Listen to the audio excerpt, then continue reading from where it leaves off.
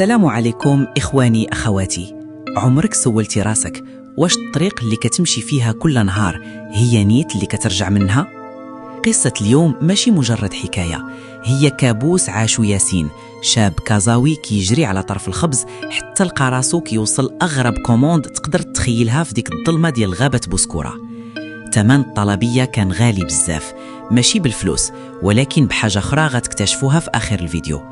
نصيحة مني، ويلاك تما ويلاك تقبل شي أمانة من عند غريب وانت ما عارف شنو الداخل، سد عليك الباب وركز معايا، حيت هادشي اللي غتسمع دابا غيخليك تخاف حتى من خيالك اللي تابعك. كانت جوج الليل، الصداع ديال كازا بدا كيبرد والبرد ديال شهر جوج كيدخل مع العظم. ياسين كان واقف حدا واحد المحلابة كيشرب كاس د القهوة باش يصحصح، تصون التليفون، واحد الميساج في ابليكاسيون خاصة كتعطي طلبات خاصة وبأثمنة طالعة.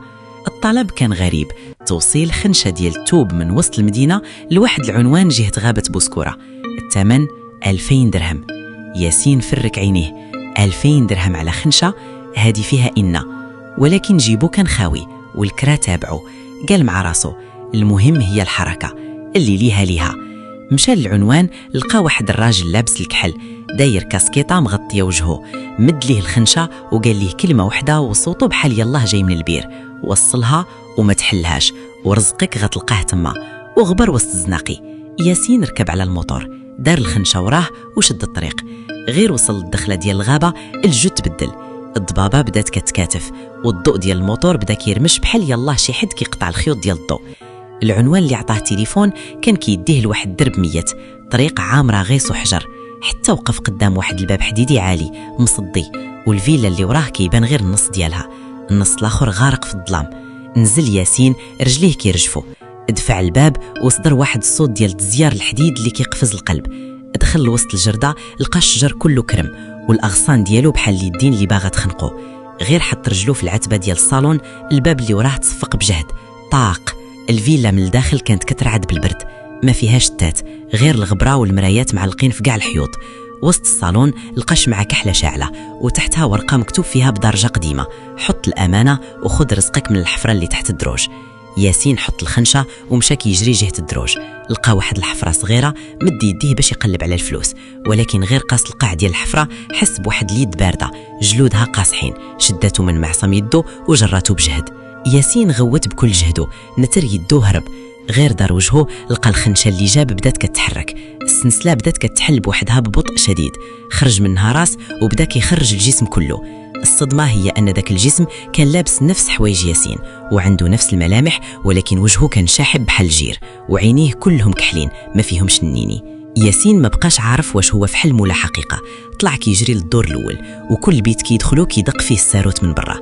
المرايات اللي في الحيط كانت كتوريه راسه هو الميت كيتسكع وراه، كيتمشى بطريقة معوجة وعظامه كيطرطقوا، كراك كراك كراك. ياسين وصل لواحد البيت كبير، لقى فيه تصاور معلقين، تصاور ديالو هو تصاور كاع الحركات اللي دارهم داك النهار، وهو كيشرب القهوة وهو سايق الموتور وهو واقف قدام الفيلا. عرف باللي هاد البلان كان مدروس.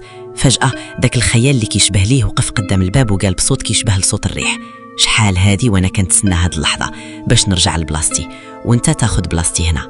الخيال هز واحد الموس قديم وبدا كيقرب ببطء.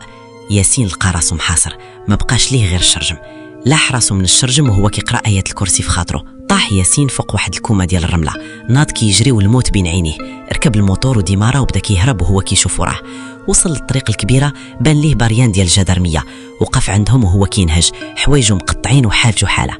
الجدرمي شاف فيه باستغراب وقال ليه: مالك يا ولدي، واش وقعت لك كسيدة؟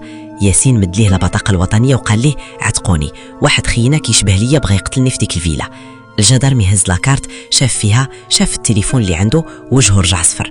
ولدي، هاد البطاقة ديال واحد الشاب سميتو ياسين اللي دار كسيدة فضيحة بموتور في هاد الطريق نيت، هادي غامو 3 أيام، وجدتو ما لقاوهاش حتى لدابا. ياسين شاف في المراية ديال الموتور وبان ليه وجهه بدا كيتفتت بحال التراب، وعرف باللي ديك الخنشة اللي وصلها كانت هي البقايا ديال جدته اللي بقات ضايعة، وباللي الركاز الحقيقي كان هو روحه اللي بقات مسجونة حتى لقات طريقها ليدفن. كانت هذه هي قصة الركاز وحفرة الشيطان. والسؤال اللي كيبقى محيرني ونحير بزاف ديال الناس: واش بصح الأرواح اللي كتموت في غدر كتبقى ضايعة في ديك البلاصة حتى كتلقى اللي يدفنها، ولا ياسين كان مجرد ضحية ديال فخ ما وراء الطبيعة؟ إلا وصلتي لهنا قول لي في لي كومونتير واش عمرك كنتي غادي في شي طريق خاويه وحسيتي باللي شي حد تابعك وملي كدور ما تلقى حتى حد.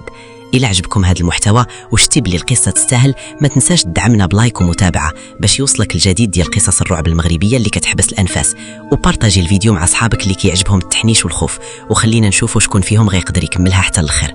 نتلاقاو في القصة الجاية وردوا بالكم من الطريق.